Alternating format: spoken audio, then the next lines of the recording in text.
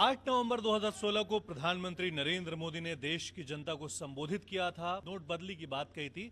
500,000 के नोट बंद कर दिए गए थे। उसके बाद से कई जगह से इस बात पे सवाल उठे कि बैंकों और एटीएम के बाहर लंबी लंबी लाइनें हैं। किसी ने कहा ये सक्सेस होगा, किसी ने कहा ये सक्सेस नहीं होगा, विफल हो जाएगा। लेकिन 50 दिन पूरे तो हो चुके हैं, क्योंकि आप प्रधानमंत्री ने कहा था कि सब कुछ सामान्य हो जाएगा।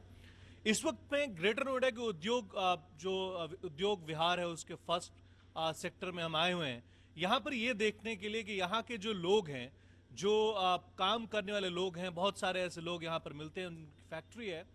इस वक्त मैं खड़ा हूं यहाँ पर ग्रेटर नोएडा में। ये साबिर साहब हैं जो कि लोहे का काम करते हैं। ये उमेश साहब है, उमेश कुमार, ये आप हार्डवेयर का काम करते, यानी कि इनको आप सप्लाई करते होंगे सामान, तो आप फिर बना के आप सप्लाई करते होंगे।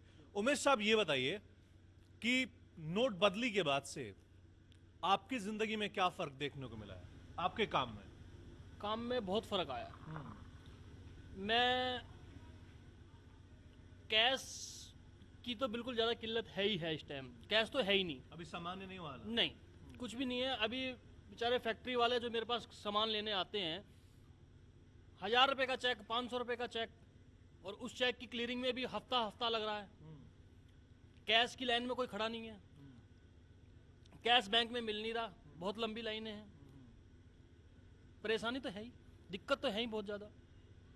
अब लेबर को चाहिए 50 रुपये रोज़ को, चाय वाले को चाहिए रोज़ 50 रुपये रोज़ चाहिए, उसको तो रोज़ डेली दूध आना है उसका, वो तो देना ही देना है। और कैश बिल्कुल भी नहीं। तमाम चीज़ों के लिए भी आपके पास कैश वगैरह नहीं आ रहा? बिल्कुल नहीं आ रहा। ये हमारी एक चेन है काम करने की। ये हार्डवेयर वाले हो गए, ये मुझे माल देते हैं, इनके पास लड़के हैं, चाय वाला है, बहुत चीज़ है, वो सब एक सर्कल है, सब परेशान है टोटल A to Z। आपके काम में क्या फर्क आया साहब?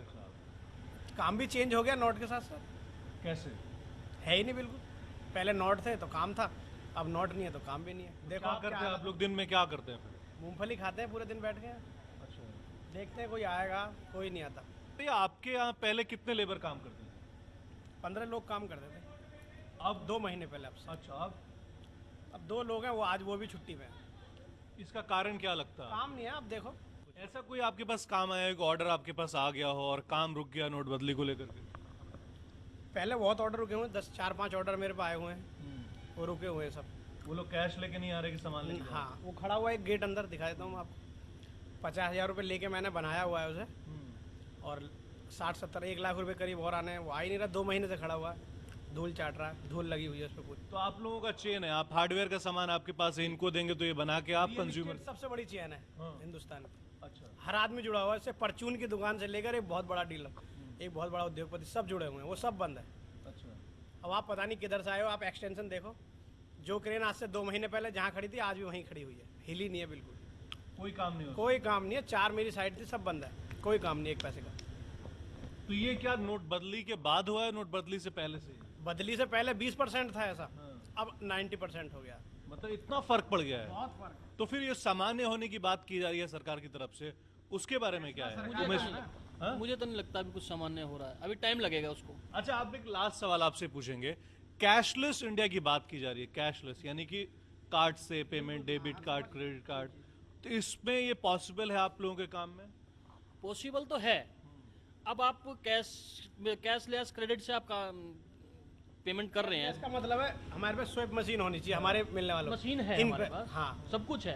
अब उसमें आपको टैक्स देना पड़ेगा, फर्स्ट 1 नंबर का काम है वो तो। टैक्स तो देना ही चाहिए। आप सुनिए, इनके पास मशीन है, तो इनके पास मशीन है खाली, लोग देने की पूरी लाइन देखो आप, पूरी लाइन हमारी लाइन से जुड़ी हुई है। हार्डवेयर, पेंट, सीमेंट, सरिये वाले किसी पे नहीं होगी। बैंक भी नहीं दे पा रही है उन्हें, और वो ले भी नहीं पा रहे हैं। मेरे पास भी अब मशीन अभी कहाँ, ऑर्डर कर रखा है, अभी तक आई नहीं है। इनके पास भी नहीं है, वही तो मैं कह रहा हूँ, कर रखा है मैंने, अभी तक पहुंची नहीं है। बहुत ज्यादा एक ही बार डिमांड हो गया होगा, उसके बाद से ये हालात हैं। तक तो नोटबंदी के बाद से हालात जिस तरीके से बनते जा रहे हैं, आप ऐसे लगा था कि प्रधानमंत्री नरेंद्र मोदी ने कहा था कि 50 दिनों में सब कुछ सामान्य हो जाएंगे, लेकिन उद्योग विहार है, ग्रेटर नोएडा का फर्स्ट सेक्टर है, उसमें लाइन से बहुत सारी फैक्ट्रियां, यहाँ पर सैकड़ों हजारों फैक्ट्रियां हैं, जिसमें हम जानने की कोशिश करें हालात क्या हैं।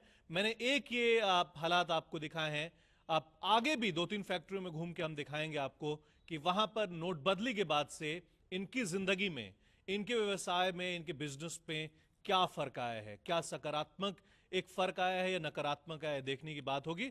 लेकिन आगे आपको हम फैक्ट्री में दिखाते हैं।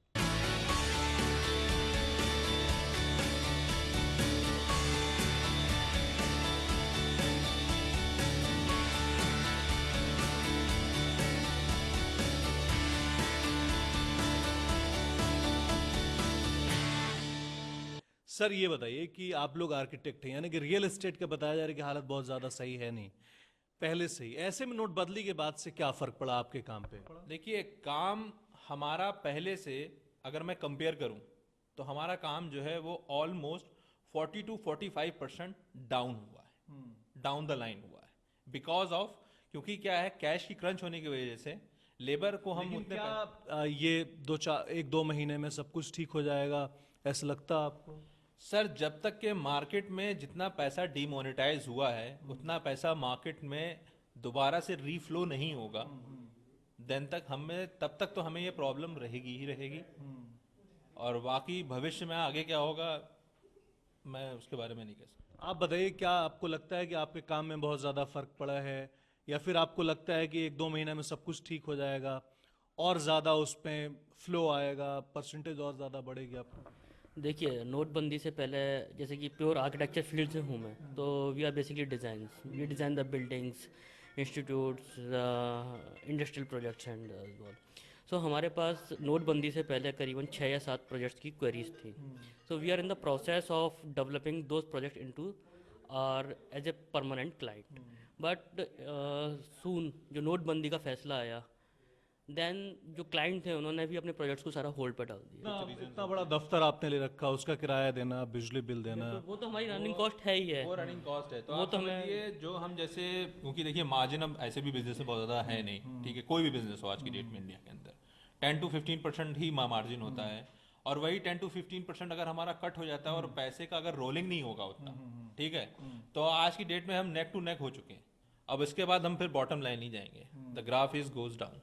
अच्छा, आपसे एक नेक्स्ट बहुत इंपॉर्टेंट सवाल ये है कि क्या ऐसा है कि आपके यहाँ जो आर्किटेक्ट हैं, आप लोग रियल एस्टेट से काम करते हैं, कि जो लेबर है वो यहाँ से उनको काम नहीं मिल रहा है, वो लोग मूव कर रहे हैं गांव की तरफ? फिर बिल्कुल है कोई आपके नज़र में? हाँ, मैं देख रहा हूँ मेरी ही साइड से, मेरे पास 8 नवंबर से पहले एक मेरी बहुत छोटी सी साइट है, उस पर अप्रॉक्सीमेटली 45 बंदे थे। आज की डेट में नोटबंदी की वजह से हाफ लेबर रह गई है हमारे पास। तो वो सब बेरोजगार हो गए वो लोग? बेरोजगार हो गए कि कुछ क्योंकि क्लाइंट की तरफ से थोड़ा सा वो था, तो हमने क्योंकि काम को थोड़ा सा स्पीड डाउन किया, अपनी स्पीड को कम किया काम की। अब अगर मेरे को कहना, मैं पहले एक टारगेट था कि एक काम को मेरे को नेक्स्ट 1 मंथ में कंप्लीट करना था। क्लाइंट ने भी बोला है कि आप करो, काम रोकना नहीं है, काम करना है। अब जैसे मैं 40 लोगों से जो मैं कास्टिंग करा रहा था, मैं वही 20 लोगों से वो कास्टिंग करा रहा तो हूं। लास्ट सवाल आपसे ये कि क्या पॉसिबल है, संभव है कि जो इंडिया, कैशलेस इंडिया, जो कि प्रधानमंत्री इस बात को कर रहे हैं, कैशलेस इंडिया आप लोगों का में कैशलेस पॉसिबल है? पॉसिबिलिटी बहुत कम है, क्योंकि अभी जो इंफ्रास्ट्रक्चर अगर हम बात करें तो हम लोगों के पास उतना इंफ्रास्ट्रक्चर नहीं है। इंडिया Infrastructure की कमी है बहुत कमी है बहुत ज़्यादा। जैसे कि अगर गवर्नमेंट ने नोटबंदी की थी तो उन्हें लोगों को पहले एजुकेट करना चाहिए था कि कैशलेस ट्रांजेक्शन किस तरह से होता है, या स्वाइप मशीन्स की अगर बात करते हैं तो वो हर जगह होनी चाहिए थी। दूसरा प्रॉब्लम ये आता है कि स्वाइप मशीन पर आप जहाँ भी स्वाइप कराते हैं कार्ड्स को, तो ट्रांजेक्शन चार्जेस लगते हैं। अच्छा, ये तो एक साइकिल बनेगा, उसके बाद सब कुछ हो पाएगा। आप लोगों का बहुत बहुत शुक्रिया। उम्मीद करते हैं कि कुछ अच्छा हो, आप लोगों का काम आगे बढ़ता रहे। तो आप आर्किटेक्ट हैं ये लोग, रियल एस्टेट की हालत तो ऐसी खराब है ही, लेकिन सबसे बड़ा सवाल यहाँ पर यह है कि अगर इनको नए प्रोजेक्ट्स नहीं मिलते हैं, जो कि नोटबंदी के बाद से ये बता रहे हैं कि 6-7 इनके लाइन में था, वो भी खत्म हो गया, 2-3 प्रोजेक्ट्स चल रहे हैं, तो सब कुछ तो एक बॉर्डर पे है जो कि चीज़ें चल रही हैं। लेकिन अगर नए प्रोजेक्ट्स नहीं मिलते हैं, इनको नई चीज़ें नहीं आती हैं, तो इनको इतनी दिक्कत होगी कि शायद आप लोग किराया वराया भी शायद ना दें, ये जिस तरीके से ये लोग बता रहे हैं।